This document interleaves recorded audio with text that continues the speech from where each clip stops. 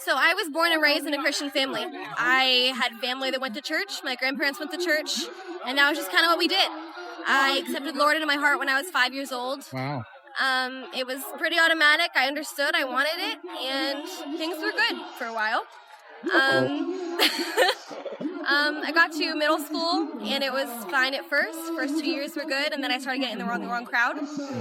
And I don't know, I started kind of losing the Lord. I wasn't personalizing my relationship with Him. I wasn't chasing after Him. I wasn't spending time with Him. And so I wasn't growing as a Christian, which is important for faith. You know, you have to constantly nurture your relationship with God, or else there isn't one.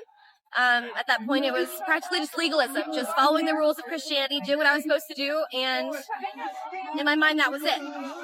And then I got in a bad relationship and started partying. I spent my weekends out with the friends, drinking, smoking, around drugs, and it was so empty. In the meantime, I was still going to church, going to youth group, going on mission trips, and just realizing over and over again how broken I really was and how much I needed to change.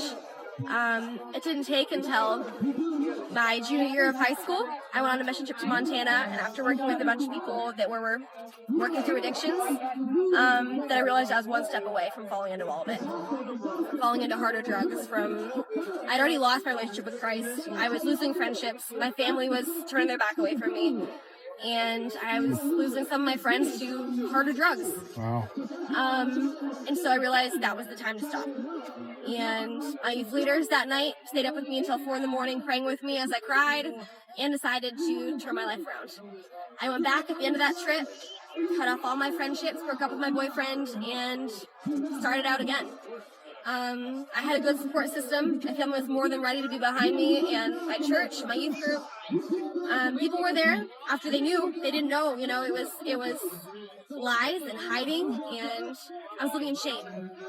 But God gave me a new way to live, a new way of life, and now I can use my story to help other people because I just know how easy it is to fall into that same hole. So yeah, that's basically my testimony.